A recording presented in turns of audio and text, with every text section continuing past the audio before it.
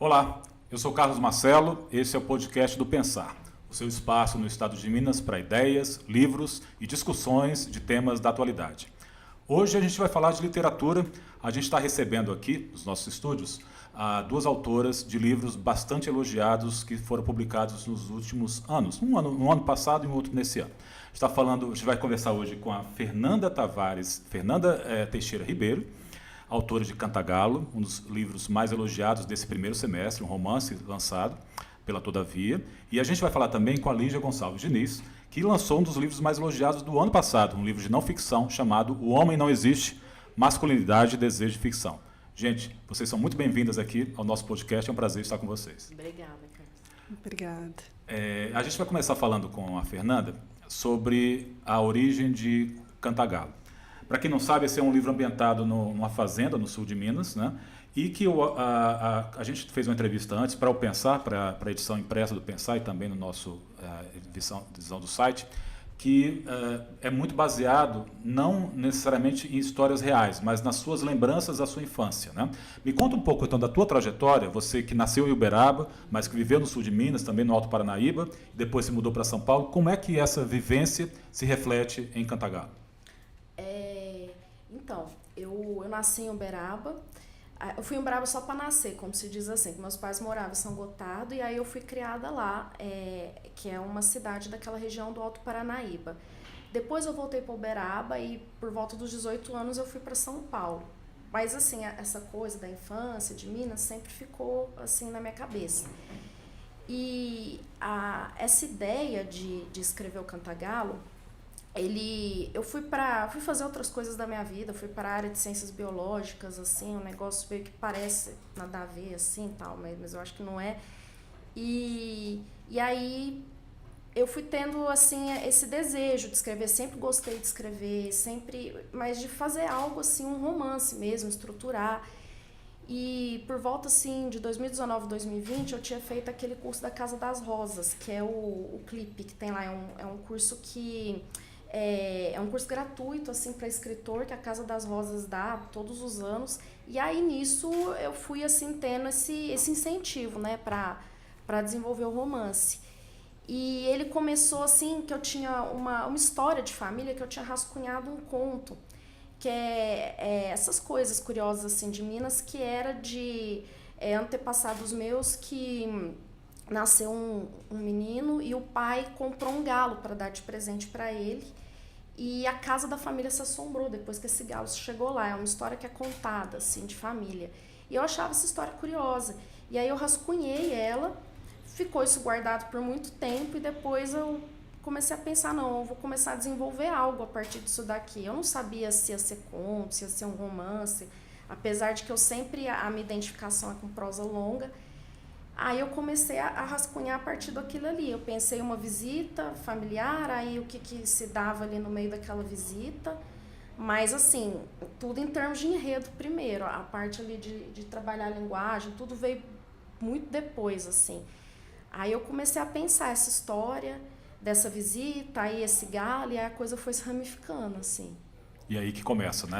A estrutura, pelo menos. Lígia, seja bem-vinda também. Você escreveu recentemente uma resenha sobre o Cantagalo que foi publicada na revista Cult. E eu anotei um trecho que você fala que a Fernanda encontrou a forma literária adequada para recontar um momento-chave da formação da sociedade brasileira. Você podia explicar para quem está nos assistindo, está nos ouvindo, qual é essa forma que você destacou na sua resenha? Tá. Bom, obrigada, Carlos, pelo convite. Que bom que eu vou começar falando de Cantagalo. Vim aqui para falar do Cantagalo, estava aqui comentando antes. O que me impressionou muito no romance da Fernanda, muitas coisas me impressionaram, né? Eu fiquei muito... Nossa, é o primeiro romance, porque ele é tão seguro, assim, né? Uma prosa tão segura e tão, enfim, bem realizada. Mas em relação, né, à forma adequada, a gente está falando aí da virada do século, né? Do século XIX para o XX, um contexto aí pós abolição da escravatura, mais de, enfim, intenso racismo, como ainda é, mas num momento ainda mais crítico, né? E o que eu acho, né, que a Fernanda consegue fazer é trazer essa violência do racismo, essa transformação política que é muito mais lenta e complicada do que a gente está acostumado a pensar, né? Quando a gente aprende no colégio. Nossa, né? A Princesa Isabel assinou a abolição. E ela traz isso de uma maneira que a coisa que mais me chama atenção assim, é o fato de não ser maniqueísta, né? Então, a gente tem as personagens negras, a gente tem os personagens brancos, a gente tem, talvez, o que seja o foco do romance, que são os personagens filhos de brancos com pretos, né? E ela distribui, vamos dizer assim, as qualidades morais entre esses personagens todos, de modo que a gente não tem vilões e mocinhas, a gente não tem, né, as vítimas absolutas e os algozes absolutos, que só fazem coisas horríveis, ou, né, do outro lado, as pessoas que só sofrem essas consequências de uma maneira também não complexa. Ela consegue, de fato, articular um romance feito de pessoas humanas, né, com suas qualidades e defeitos, algumas com mais defeitos do que qualidades, outras com mais qualidades que defeitos, mas elas são críveis, né? E ela faz isso com uma linguagem que faz com que esses personagens passem a existir na nossa cabeça, né? A gente termina, eu estava pensando agora, vindo para cá, né? Nossa, saudades da Praxedes. Praxedes não é uma pessoa maravilhosa, definitivamente. Mas é marcante, né? Mas dá saudade dela. Eu fiquei convivendo com ela, né, ao longo de tantas páginas, tantos dias, tantas semanas, se contar, né, ainda a reflexão a respeito do livro, para escrever a resenha. E isso é uma qualidade tremenda, né? Na resenha que eu escrevi para a Cult, já coloquei a Fernanda no paraíso dos escritores. Uma coisa que me chamou a atenção também ao ler foi exatamente essa maturidade para um livro de estreante, né? E a gente até conversou, né, Fernanda, que você tomou algumas decisões para isso, né? Assim, você até falou que o mais difícil foi encontrar até o que eu chamaria de uma forma reduzida de tom, o tom do livro, né? Que isso foi mais difícil de encontrar. Mas eu queria, antes da gente falar um pouco mais da estrutura narrativa, queria que você falasse um pouco do que a Lígia acabou de comentar, que é a escolha desse momento-chave da formação social brasileira. Porque este período, assim, nós dois temos a avaliação que você fez uma escolha muito feliz, mas você podia ter pego os anos 50, você podia ter pego um recorte durante ainda a escravatura, né? Por que esse recorte específico? Eu acho assim que é um período histórico que ele me interessa pela quantidade de conflito que tem ali nele, nesse sentido assim, começou a República ali, foi o pós-abolição, estava começando assim, se a gente for pensar em ciência, popularizar as teorias de Darwin, Mendel, a psicanálise estava aparecendo lá na Europa, parece que estava acontecendo tudo. Então, quando eu comecei a desenvolver essa história do galo, assim, do canta-galo, eu sabia que era algo, vou falar assim, antigo, mas foi essa decisão por causa da quantidade de conflito de ambientar ali, nessa viradinha do 19 para o 20.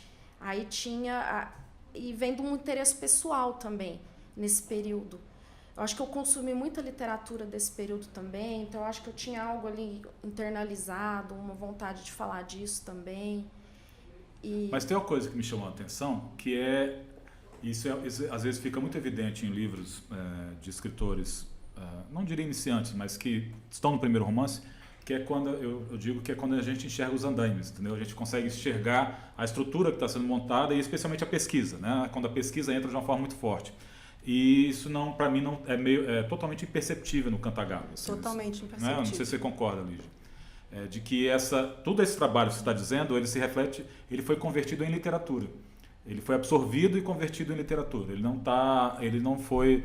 A gente não enxerga essa sua pesquisa. A gente enxerga um domínio do assunto sobre o qual você está abordando, mas por meio dos personagens, até porque eles não têm essa consciência, né? Eles têm consciência limitada, né? Então, você concorda com isso, Lígia, de que essa pesquisa não está de uma forma, não tá explicitada na literatura da Fernanda? Eu concordo completamente. E não só a pesquisa em relação ao momento histórico, mas também eu teve um momento que, para escrever resenha, eu comecei a listar as questões éticas com as quais você trabalha, né?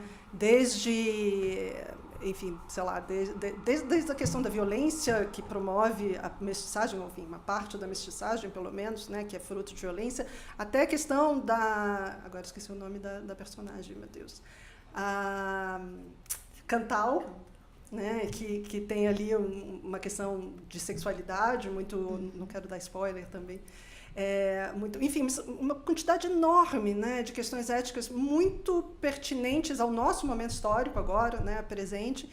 E, bom, né, para ser crítica também. Acho que tem alguns momentos que fica um pouco mais evidente essa intenção, mas na maior parte, assim, você fala, nossa, como ela conseguiu dar conta, né, desse leque todo de questões sem ficar com aquela cara de romance tese, como a gente chama, né, em que a intenção, que a agenda fica muito evidente, né? Evidente. Né? Eu posso fazer uma pergunta? Claro. Assim, eu fui jornalista, né? Sim, então por tem favor. Uma coisa aqui que você está que ainda aqui, se a Fernanda, inclusive, quiser fazer pergunta para você também, fique à vontade. Mas eu queria te perguntar, porque a partir de uma fala do que você estava falando agora há pouco, né? Que você leu muito, consumiu muito literatura dessa época. E eu fiquei muito curiosa lendo seu livro, quais eram, né? Já que você falou disso, eu queria saber que são essas influências. Eu acho assim que eu ia muito em biblioteca, assim, eu falo que eu não tive algo lê isso aqui e tal, eu ia achando que tinha na biblioteca, chegar aqui. Isso. Eu ia lendo o que tinha na biblioteca e tinha muito, era o quê? Machado, né, que tinha bastante. Eu gostava muito também, eu não sei se é exatamente esse período, mas é século XIX, que é do Eça de Queiroz, assim, eu gostava demais, eu tinha uma coisa, assim, de gostar muito. E aí eu acho que essa coisa de uma linguagem que hoje é vista como mais antiga foi algo que, para mim, eu internalizei, no sentido de gostar mesmo. Então, talvez isso tenha sido uma saída, eu não sei se a palavra é até mais fácil, para eu desenvolver ele. Só que também era uma preocupação minha não ficar também, igual você notou, né? Não ficar reproduzindo aquilo lá, que era uma linguagem que eu já conhecia. Eu queria falar com uma voz de hoje, mas dentro de um lexo assim que eu ficava à vontade também. E aí eu lia também muito Eça de Queiroz, essa geração de 30 do Brasil, né, que vem depois desse período, eu gostava muito também, lia bastante. Então acho que foi algo que eu fui internalizando esse pessoal, assim. Acho que coisas antes dos anos ali 60, 70 do Brasil talvez tenha sido o que eu mais li na vida. Entendi. Acho que você faz um uso também muito interessante do discurso indireto livre, né? Desse procedimento formal que é o narrador em terceira pessoa que entra dentro da cabeça dos personagens.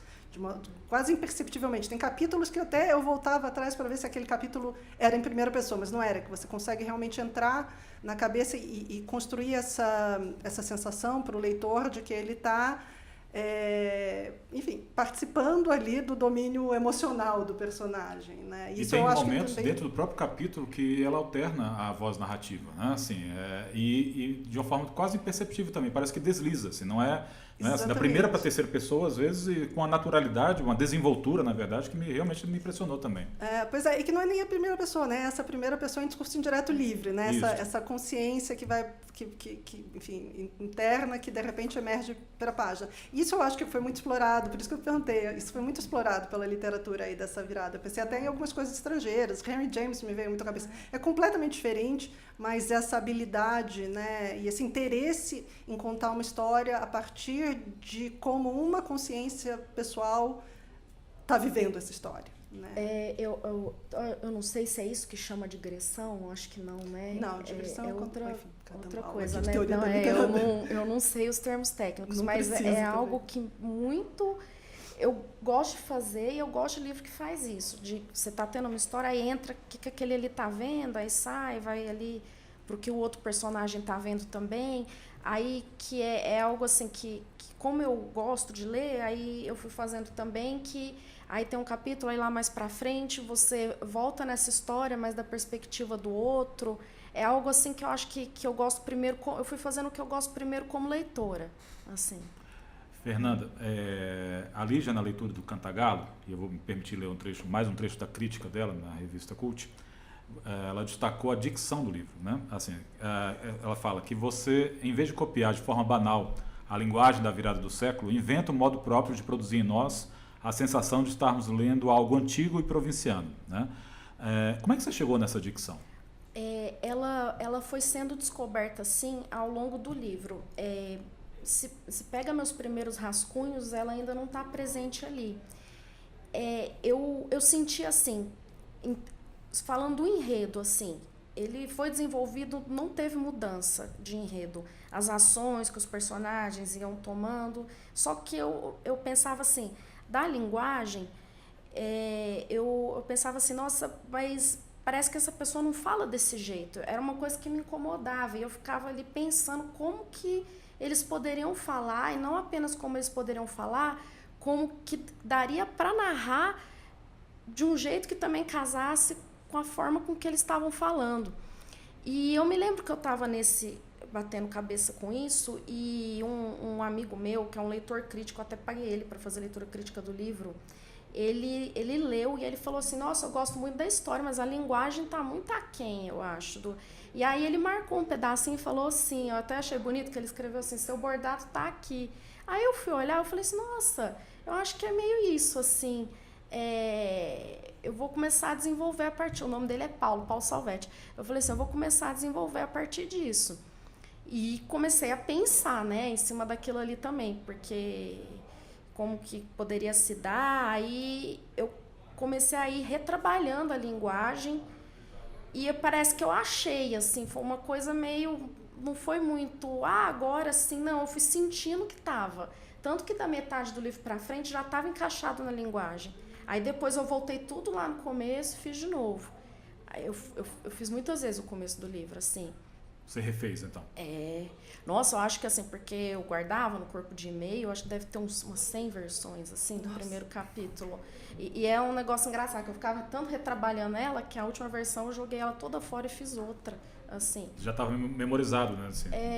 Aí eu acho que ela foi nova, mas eu acho que estava tudo dentro que tinha antes dela na cabeça, assim. Eu acho que a última coisa do que eu escrevi no livro foi a primeira frase do livro. Isso eu tenho essa lembrança bem forte, assim. Que interessante, porque quase sempre os escritores começam, é óbvio, mas assim, começam pela primeira frase, na verdade é a primeira frase que leva... Eu sentia que estava faltando alguma coisa, era um negócio que eu tinha, assim, eu olhava e falava assim, nossa, está faltando alguma coisa, aí eu ficava pensando, aí eu acordei com essa primeira frase na cabeça, foi um negócio meio assim, aí eu falei, não, eu acho que ela encaixa, é isso, e aí que eu falei assim, agora eu acho que ele tá ficando pronto, assim. E é um excelente começo. Fica depois, né? A gente fica com ele na cabeça, coisa do nome de solteiro. Né? Eu pensei isso. Aí vai nessa coisa das mulheres. Eu acho que também ela veio, depois que o livro estava pronto, não, digo pronto, né? Desenvolvido, essa ideia das mulheres, aí eu pensava, é essa frase que apresenta o livro. A gente está conversando no podcast do Pensar sobre Cantagalo, o livro de estreia. Não parece que é uma estreia, mas é uma estreia sim da Fernanda Teixeira Ribeiro. Lançamento da Todavia, saiu no primeiro semestre desse ano. Daqui a pouquinho a gente vai falar sobre O Homem Não Existe, o lançamento do ano passado, mas da Lídia Gonçalves Diniz. E eu tenho uma pergunta para fazer, que é o seguinte, quando a gente conversou sobre o livro também, Fernanda, você definiu ele da seguinte forma, de uma forma mais sucinta, né, tentando resumir 300 páginas. São 300 e... Ele é 291 nessa diagramação. 291, né? Quase 300 páginas. São exatamente 290 páginas, que e é isso que eu queria falar um pouco sobre isso agora, que é um livrão, né? Assim, é um livrão em todos os sentidos e, de certa forma, há uma tradição da literatura universal, mas da literatura brasileira também, no qual eu acho que o Cantagalo acaba se filiando, assim, dos livrões. A gente falou um pouco sobre isso, dos romanções, né? Você é fã dos romanções. Lígia, você concorda com isso? Que de alguma forma o Cantagalo se filia a uma certa tradição de grandes romances e romances grandes da literatura brasileira? E onde você identifica quais romances você identificaria nesse percurso? Olha, sem dúvida, assim, né? Se a gente for pensar, então, na literatura contemporânea, que tem tido uma tendência a lançar uns romances tão pequenininhos, né? O que a gente chamava antes de novela, agora vem sendo chamado de romance. Mas eu acho que, mais do que a extensão, né, o que me leva a colocar ele nessa categoria de romanção é a densidade da trama, né? Uma coisa assim que a gente poderia ver de uma maneira mais objetiva por meio da quantidade de personagens, né, de fases, de gerações mesmo, que são organizadas de uma maneira complicada, mas orgânica ao mesmo tempo, né? Eu até brinquei, né, no texto que eu escrevi, que tem que fazer um organograma para entender, né, qual é a relação de todos os personagens. Imagino que você tenha feito algum desenho, assim, algum mapa, porque, né, tem tem 2, 3 gerações, né, se a gente contar todos os personagens, 2 mais importantes assim, no enredo, mas primos, né, casamentos, então realmente não é simples elaborar. Enfim, eu não consigo nem conceber, né? Eu do lado da crítica bem mais confortável, posso falar disso sem ter o trabalho de elaborar essa teia toda.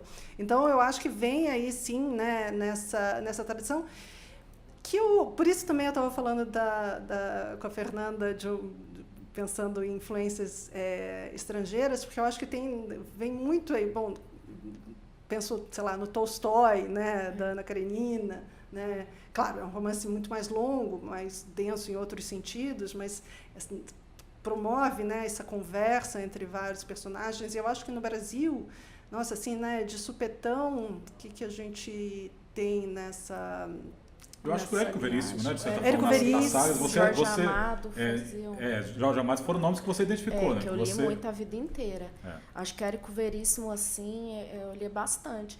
Eu acho que gostava disso dele, assim, que ele desenvolvia, aí no outro livro voltava aquele personagem que você já conhece, que aí eu gostava bastante, achava interessante. A Ana Lima Cecílio, a curadora da Flip, na newsletter dela, Lábia, ela falou, além de tecer elogios ao livro, ela fez um comentário que eu achei bem pertinente.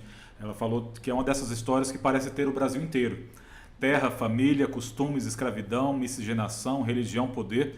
E, ao mesmo tempo, ela destaca, que como a Lígia está dizendo também, que isso está muito bem amarrado. Muito bem escrito e bem amarrado. Que, às vezes, não necessariamente uma coisa bem escrita está bem amarrada e vice-versa. No seu caso, não.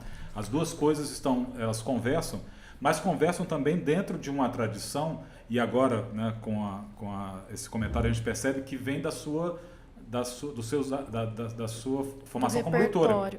Muito mais do que, assim, é muito mais inconsciente do que assim, vou escrever como Érico Veríssimo, do que vou escrever como... A Lígia disse, tem muita coisa das fontes não brasileiras mesmo. Eu acho que talvez o escritor que eu tenho mais relido na vida, acho que foi o Stendhal, com as romanção dele, porque eu achava muito legal. Aí vai para um lugar, vai para o outro, muda de cidade e aparecem outros personagens. E aí eu acho que tem uma coisa que em grande parte é inconsciente mesmo, que é por um tipo de leitura que eu gosto, sempre me chamou a atenção. E acho que a gente, de alguma forma, reproduz assim, o que a gente leu também, né? Desenvolve dentro daquilo. Então, eu sempre li muito esses romances mesmo. Acho que era tanto o que tinha como que também o que me chamava a atenção. Sim. E eu acho que esse é o momento, então, que a gente pode passar para falar do livro da Lígia, porque você acabou nos dando uma deixa. No livro do livro Homem Não Existe, a Lígia, ela afirma o seguinte na apresentação. Você defende o questionamento dos efeitos que a experiência de uma tradição literária masculina produz na consciência dos leitores e das leitoras, e as consequências desse efeito. E você acaba, não por coincidência, você acaba de citar só autores homens, né, que escreveram Stendhal, Érico Veríssimo, Jorge Amado. Lígia, isso realmente faz parte da nossa formação literária, homens e mulheres, essa tradição que vem dessa tradição literária masculina, e esse efeito aí, foi isso que você tentou registrar no Homem Não Existe? Com certeza. Ainda quero falar da Fernanda. Vou falar só uma coisinha, que não é nem exatamente da Fernanda, mas para dizer, né, jovens, né, não, se vocês querem escrever, não fiquem só fazendo cursos de escrita, leiam, né? Você vê, assim, não posso deixar de falar isso, como um livraço, foi muito mais apreendido por meio e pelo que a gente está percebendo, pelo que a Fernanda está dizendo, ela pode confirmar que foi muito mais, assim, não querendo quantificar, mas a formação como leitora desses livros talvez tenha sido mais decisiva para chegar no Cantagalo do que os cursos que você fez. Né? Porque eu acho assim que a oficina ela é interessante para você expõe para ter um grupo, para ter incentivo, ver que tem gente ali escrevendo também. Você aprende também coisas com professores principalmente de linguagem contemporânea, que eu acho que a oficina ela trouxe uma luz ali também. De eu ver assim, que a linguagem toda antigona também já não estava mais dando conta, não estava legal. Isso também eu fui aprender em oficina. Mas eu acho que essa coisa de repertório é leitura mesmo, não tem jeito. Fica na cabeça. Então, aí voltando para a primeira coisa, né, para a sua pergunta sobre o meu livro, vem daí, não tem como, né? Porque qual é o lance da leitura, né? A gente lê para, evidentemente, entender a trama, refletir sobre aquele, né, sobre o que o enredo está contando para a gente, mas a gente lê sentindo, dando corpo para esses personagens. Reagindo, né? Não só, eu acho que mais do que reagir, a gente age, né? Okay. No sentido de tem essas letrinhas todas na página que a gente precisa de um jeito da vida para essas letras, né? Um livro é, na verdade, uma série de instruções, é um texto todo cheio de buracos que a gente tem que preencher com a nossa imaginação, né? A partir do momento que a pessoa, né, como eu, como Fernanda, como você, certamente vai lendo ao longo da vida, a gente vai meio que vivendo várias vidas, né? Claro, não estou dizendo que a gente vive na intensidade da história que está sendo contada, mas a gente, de fato, empresta nosso corpo para esses personagens. E vinha daí, assim, né? Eu fiquei, a partir do momento, pensando de que forma eu ter dado o meu corpo, minha imaginação para tantos personagens masculinos, com as suas aventuras masculinas, né, ganharem vida, como isso entrava em embate com a minha vida como mulher, no meu presente histórico, no meu lugar aqui. Que significava essa tensão entre esses dois tipos de experiência, né? Então, vem dessa intenção mesmo, uma intenção bastante pessoal, né? Mas é um livro muito pessoal, e eu acho que por isso ele se destaca entre os ensaios. Uma das virtudes que eu enxergo no seu livro é exatamente, e aí a gente está falando realmente do uso da primeira pessoa, né? Muitas vezes você está de corpo e alma no livro, entendeu? O que acontece muitas vezes em livros de ensaios, que há uma certa busca da impessoalidade, né? De apresentar um estudo, e a Fernanda tem formação em ciências, né? Então eu queria até falar um pouco sobre isso, mas onde há uma certa busca de uma impossível impessoalidade. E eu acho que o seu livro tem trazido tanta repercussão também porque ele vai na contramão disso. Você se assume e assume os seus gostos, os seus desejos, as suas mesmo até as suas leituras e as suas reações às leituras, né? no corpo do livro, né? E tem uma coisa que me chamou a atenção, que eu queria fazer um link com o livro da Fernanda também, que um dos capítulos do livro chama-se No Princípio Era Fúria. Nele, você destaca que a associação entre raiva e mulheres é frequentemente tratada em termos negativos. Fernanda, como é que a raiva e os outros sentimentos movem as suas personagens? É interessante essa pergunta, porque falando das mulheres, que a gente, essa sociedade vê de forma diferente a manifestação de emoção, de sentimento em homens e mulheres, né? E eu ficava pensando assim, de como os sentimentos movem os personagens. Nossa, porque relaciona muito com a minha área, né? Assim de neurociência. O que é que você estuda especificamente? É sistema de recompensa cerebral, que tem a ver com isso de inibir a emoção, né? De gratificação. Seria assim, basicamente é o quanto você segura um impulso para receber uma gratificação maior no futuro. É isso. Então, pensando assim, eu acho que agora que você falou, me veio uma coisa na cabeça, que eu acho que eu sempre pensei meus personagens no quanto eles lidam com o impulso. Por exemplo, o Julião Bom Tempo lá é um cara que vive do impulso, ele bebe e tal, ele não faz nada. A Prachete já é uma pessoa que ela calcula. Então, eu acho que eu penso muito nisso neles, usando até um termo científico, no grau de controle inibitório deles, de emoção, assim. Eles têm, mas eu desenvolvo eles a partir disso. Quem controla mais e quem controla menos. Eu acho que tem isso mesmo. E como isso aparece no teu livro, Lígia? Como é que você identificou isso nos personagens? Em relação à raiva, né? Isso. E outros sentimentos intensos, mas esse especificamente é sobre a raiva. Eu acho que a raiva e a melancolia são capítulos, meu livro tem 12 capítulos, esses sentimentos aparecem ali no 9, no 10, então já está na última parte do livro, mas foram os capítulos, não vou dizer que foram os primeiros que eu escrevi, mas eles estavam na intenção do projeto, né? Pensar como essas duas emoções, esses dois afetos, né, para usar uma palavra um pouco mais ampla, a raiva e a melancolia eram, né, forças aí que moviam boa parte da literatura que me encantava, dessa literatura escrita não só por homens, mas sobretudo por homens, né? E como elas me eram vendidas assim, né, mostradas de uma certa perspectiva em que a raiva era um valor, né, masculino, o valor nesse sentido de mover o homem adiante em direção de atitudes não só corretas, aliás, corretas não é o que importa mais, mas bonitas, né? E a melancolia muito atrelada, por outro lado, muito atrelada à questão da inteligência, né, masculina, um certo cinismo, mas esse cinismo da esperteza de ver o mundo como ele é, né?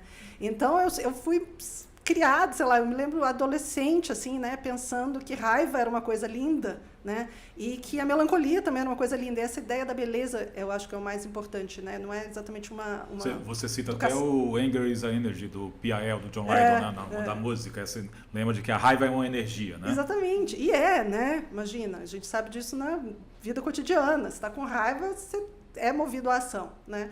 Agora, a gente, ao mesmo tempo que é ensinado sobre isso, a gente é ensinado que a mulher, ensinado no sentido de mostrado mesmo, né? Não... Que a mulher perde o controle, ela perdeu a cabeça, ela é histérica, né? Ela fica nervosa, você está nervosa, você é descontrolada. Não, você tá gritando quase nunca isso é atribuído aos homens, né? Exatamente. Você está gritando porque você não consegue falar, porque você não tem a capacidade de articular, né? Você não consegue vencer pela razão, então você grita, né? E essa coisa, assim, essa é uma coisa que me incomoda profundamente, porque às vezes eu grito, eu mesma, eu Lígia, assim, porque o homem fala mais alto, né? A minha voz é mais baixa, é mais fraca, às vezes eu preciso gritar para me destacar, né? E aí, claro, fica parecendo muito mais nervosa, né?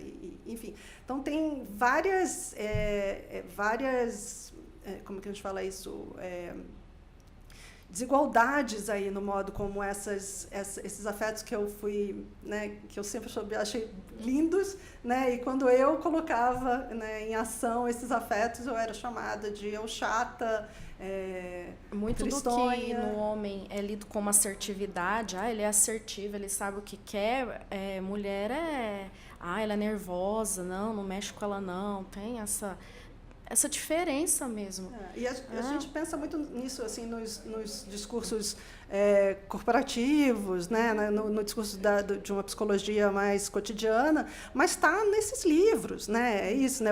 Então, eu queria saber isso de vocês, até porque com isso eu vou fazer uma ponte para a nossa reta final da nossa conversa.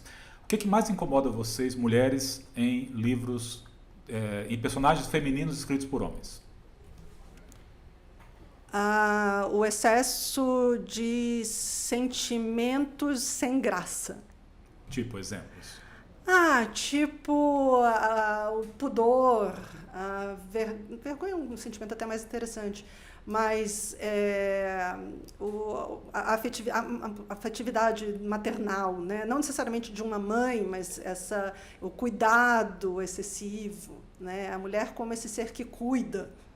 Cuidar é muito passivo, né? Não estou dizendo que o cuidado não é importante, é claro que isso é, né, mais do que importante, é essencial, mas em termos de construção de narrativas, de desenvolvimento de enredo, as mulheres acabam ficando nesse lugar de coisas que não acontecem enquanto os homens movem, né, os enredos adiante. A Fernanda está concordando ali, eu acho que é isso bastante, que incomoda também. É exatamente isso, eu acho assim, que a mulher, ela parece que ela está ali para a história do homem se desenvolver. E isso, assim, eu vejo isso em livros contemporâneos mesmo. Às vezes é focado no personagem masculino, a mulher, ela ali, ou ela é a esposa dele, que está ali, a mãe, mas as ações são conduzidas por homens. Eu acho que talvez muitos autores homens façam isso de forma inconsciente. Como talvez a gente aqui, pela nossa posição social também, mova as coisas de uma forma com personagens parecidos com a gente, ou que a gente se identifique. As ações se concentrem mais nisso também. Mas o que me incomoda mesmo, às vezes, não de livros do passado, mas eu digo de livros atuais até, isso se propaga, assim. A mulher está ali orbitando, acho que seria isso. E a Lígia dedica um dos capítulos do livro, de O Homem Não Existe, que... Obviamente o título é uma grande ironia, né? Mas onde eu acho que é um capítulo onde os homens mais existem, que é exatamente este homem cerebral, irônico, distanciado, blasé, né? Que olha, inclusive para as mulheres, com esse olhar frio, né? Assim, quase como um cientista examinando sua experiência, né? Acho que você é um dos pontos que você mais destaca no livro, que te incomoda muito, né? Essa visão. Me incomoda e me incomoda cada vez mais, assim. Eu penso que hoje, né, pensando nisso mesmo, assim, em literatura brasileira, não só brasileira, em literatura contemporânea, no mundo, né, como existe hoje, né, como é que a gente pode olhar para as catástrofes ambientais com essa atitude cínica? Eu acho que o cinismo trouxe a gente, de uma certa maneira, para esse lugar, né? Quer dizer, essa inteligência do reconhecimento de como tudo não faz sentido, né? Não estou querendo dizer que a culpa, né, do fim do mundo é do cinismo. Do cinismo, né? Não, do cinismo eu acho até que é, mas não estou dizendo, não é da literatura. Sim. Né? Mas eu acho que hoje não há mais espaço para isso. Acho que é necessário algum tipo de engajamento. Eu não estou dizendo engajamento político, necessariamente, mas de um engajamento afetivo. Eu acho que é preciso, no mínimo, se reconhecer perplexo. Eu sou uma grande defensora da perplexidade contra o cinismo. Né? São duas atitudes em que você reconhece que está difícil de entender e que tem alguma coisa errada, mas numa você fala... Você fica confortável na sua compreensão, na sua inteligência. No outro, você fala, cara, eu não estou entendendo nada, preciso de alguém para me ajudar a entender. Né? E eu acho que a gente precisa desse outro tipo de atitude. A gente vai falar, então, nesse encerramento, de leituras que provocaram perplexidade. Assim, eu queria falar agora de leituras marcantes. A gente acabou falando agora de leituras que marcaram negativamente, mas eu queria falar de leituras que marcaram positivamente. A Fernanda destacou alguns livros brasileiros quando a gente conversou pela primeira vez, mas a Lígia, no livro O Homem Não Existe, ela fala que São Bernardo, de Graciliano Ramos, é um livro muito especial. Por que ele é tão especial para você, Lígia? E depois eu queria já que a Fernanda emendasse, e a gente vai caminhar para a reta final, comentando alguns dos livros que você destacou como especiais. Olha, por acaso, Por acaso, mas não só porque eu acabei de falar disso, mas é por causa da perplexidade. A gente tem, de fato, um narrador extremamente violento, né, o Paulo Honório, extremamente machista, extremamente violento com os empregados, racista, enfim, todas as piores qualidades. Mas, no final, ele está apenas perplexo com o que ele fez da vida dele. Né? Então, é um personagem que traz isso que eu valorizo mais do que qualquer coisa em personagens de romance, que é essa complexidade, né? No final das contas, essa humanidade, né? No sentido mais da contradição mesmo, né? De ser humano. Então, eu acho que é um romance que a gente pode ler de diversas perspectivas, né? Como o Antônio Cândido faz na crítica linda que ele faz do São Bernardo, que ele encara por um viés marxista, mas a gente pode fazer uma crítica feminista e a gente pode simplesmente ler como esse livro extremamente bem construído a respeito de um homem que de repente fala, meu Deus, que diabos eu fiz de mim, né? E isso, para mim, realmente, essa perplexidade é muito comovente. Fernanda? De um livro que causa perplexidade? Sim. Que causou para você quando você lê, você volta a ele, especialmente se for um livro brasileiro, como São Bernardo ou Graciliano. Olha, é um livro que ele aparentemente, eu acho ele bastante assim, ele tem uma estrutura muito simples, mas ele me chama muita atenção, que é o Ana Terra, do Érico Veríssimo. Que eu lembro que a primeira vez que eu li esse livro, eu tinha 12, 13 anos. E aí eu acho que ele me trouxe ali muito do que eu vejo assim que a literatura me traz, que eu era praticamente uma criança, e ele é um livro que ele falava ali, a personagem sofria ali um estupro coletivo. E você, com 12, 13 anos, você consegue ter uma noção do que é aquilo ali. Parece que você desenvolve junto com ela uns recursos para lidar com aquilo ali. Aí eu acho que isso me trouxe, e eu volto nele ainda, e ele me traz esse tipo de como que aquela personagem, ela desenvolve recurso num mundo assim que não tem condição nenhuma para ela desenvolver, e mesmo assim ela vai desenvolvendo. Então eu acho assim que livros nessa linha do Ana Terra, mas que não é de uma forma clichê, história de superação, não é só isso, é de que vai sendo conduzido de um jeito muito interessante, que o personagem desenvolve um recurso. Eu acho isso interessante, assim. Me traz essa coisa, essa ligação com a literatura. E aí a gente tem um autor homem construindo de uma forma interessante, uma Um experiência autor com uma mulher. homem Vocês muito dois interessante. nesse caso, exatamente, o autor homem construindo um personagem, uma protagonista feminina, né? E no caso eu acho que no caso que a Lígia aponta, de São Bernardo, do Paulo Honório, é exatamente assim, que teria tudo para ser, né, um personagem unidimensional e, pelo contrário, dentro de todas as críticas que podem ser feitas ao comportamento dele, como você mesmo elencou, emerge um personagem absolutamente fascinante e, como diria Nietzsche, demasiadamente humano, né? Assim, pela força da literatura do Graciliano e do Érico Veríssimo, né? Sim. E para encerrar, gente, eu queria comentar duas coisinhas sobre aspectos dos dois livros, mas com a relação, na verdade, com a literatura. Eu queria começar, Fernando, falando um pouco mais da conexão que vocês conseguem estabelecer entre literatura e ciência. Você tem formação, para quem não sabe, em jornalismo científico, né? Então você tem a especialização nisso. Então eu queria que você falasse um pouco como é que você consegue conectar, onde você enxerga pontos de semelhança entre a literatura e a ciência. É interessante isso, porque meu mestrado e doutorado foi com o modelo animal, com rato mesmo, estudando esse sistema de gratificação. E o romance começou a surgir quando eu estava terminando ali o doutorado, ali naquela última fase. E eu acho que tem uma coisa muito a ver de literatura com ciência, que é assim, você projeta um negócio, mas você nunca sabe o que vai acontecer. E aí é assim, ou você desiste e larga, ou você fica ali buscando uma solução.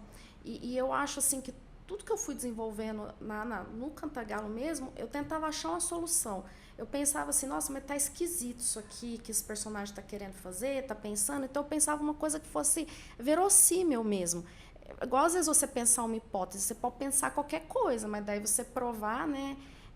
Tem que ser verossímil. Então eu acho que tem essa relação. Tem uma coisa também de você trabalhar muito no escuro, sozinho, sabe? Às vezes assim, você não vai ter recompensa nenhuma, né? Ver tantos doutores e tudo, a pessoa faz um trabalho ali absurdo, imenso, e às vezes para apresentar para pouquíssimas pessoas, eu digo assim, às vezes o trabalho dele, até alguém ali olhar e desenvolver em cima do trabalho dele. Então eu acho que é algo assim também de você ter um prazer mesmo em desenvolver e às vezes assim você abstrair essa coisa do olhar do outro. Tem uma coisa interessante que você falou da recompensa, né? E aí me vem à cabeça o Eduardo Frieiro, autor daqui de Minas, de BH, e ele tem um livro chamado A Ilusão Literária, que saiu nos anos 30 e depois teve algumas reedições, e no qual ele fala o seguinte, que a ilusão literária é a mais cara de todas, porque tem o preço de uma existência, né? E aí eu queria fazer com esse comentário do Frieiro, que tem a ver exatamente com a expectativa de uma recompensa, né? Que sempre você, quando acaba um livro, eu acho que porque a gente tenta colocar ali o melhor da gente, né? Naquele período de vida, o maior esforço até sobre-humano de terminar livros tão fortes como o que vocês escreveram. Mas, Lígia, eu achei muito...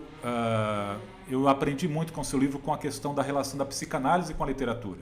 A partir da própria provocação do título, de você fazer uma reação à frase do Lacan. Então eu queria que você, assim como a Fernanda falou sobre ciência, eu queria que você falasse um pouco para a gente sobre a relação da psicanálise com a literatura, no que ela pode ajudar numa leitura e às vezes no que ela pode atrapalhar também.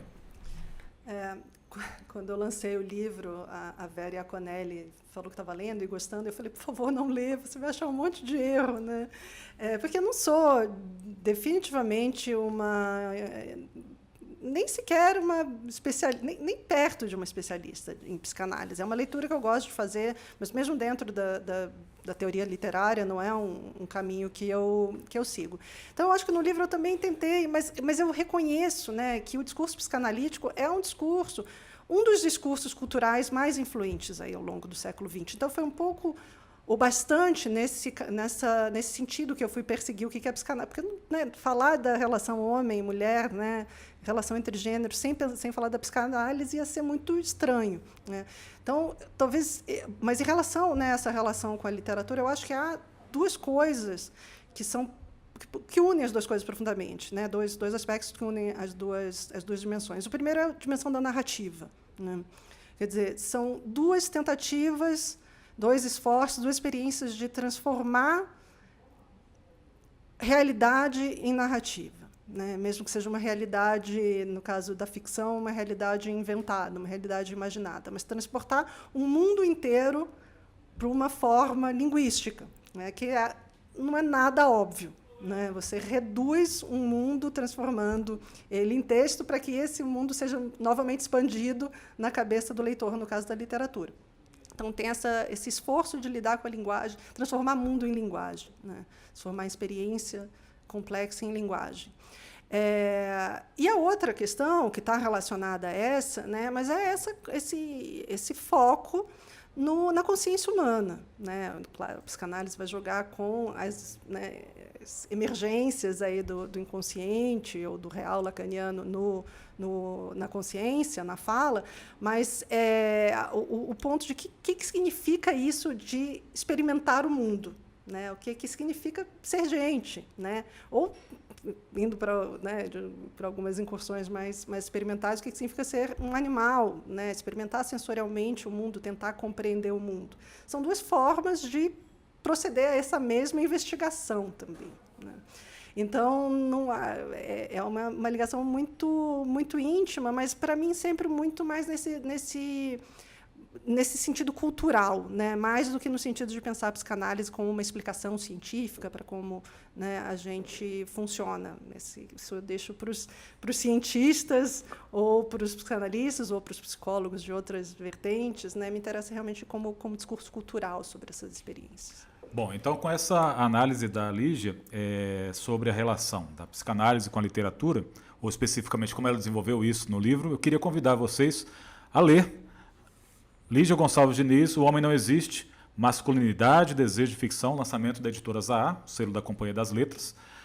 Saiu ano passado, mas continua absolutamente atual. E convidar vocês também, claro, a ler o livro que saiu este ano, Cantagalo, romance, da Fernanda Teixeira Ribeiro, e que, de certa forma, e aí a gente vai falar, claro, estamos aqui no estado de Minas, então acho que é um livro que prossegue uma tradição literária de um estado absolutamente dominante, né, na tradição dos romances. E eu queria lembrar até estava relendo essa edição nova do Antônio Cândido, do Brigada Ligeira. Ele faz um comentário sobre a literatura de Minas, que, como a própria Lígia alertou aqui antes da gente começar, de ser uma generalização, mas que acho que é pertinente para falar não só do livro da Fernanda, mas de outros livros que saíram recentemente. O Antônio Cândido, neste livro, Brigada Ligeira, ele comenta o Amanuense Belmiro, que é um dos grandes livros mineiros, brasileiros, lançados no início do século XX, pelo Ciro dos Anjos.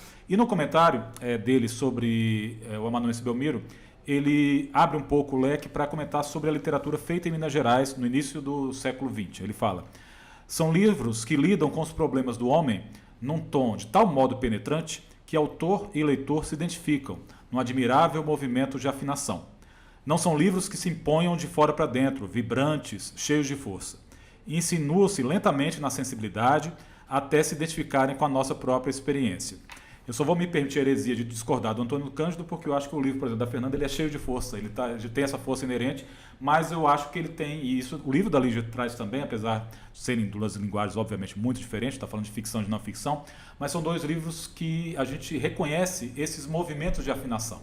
A gente reconhece quais são as intenções que vocês buscaram com os dois livros e onde vocês chegaram, e eu recomendo a leitura de ambos. Então, queria agradecer a vocês pela presença, recomendar a todos a leitura no nosso site da entrevista, dessa entrevista na nossa edição, na edição impressa do Pensar, todo sábado no estado de Minas, e convidar vocês a nos acompanhar no podcast e no site. Gente, muito obrigado pela presença de vocês. Obrigada. Muito obrigada pelo convite, pela oportunidade de conhecer a Fernanda, que eu já admirava a partir da leitura do Cantagalo, e agora admiro pelas conversas que tivemos. Agradeço também pelo convite, conhecer vocês dois. Eu já sempre ouvi falar de ambos e estou bastante feliz de estar aqui.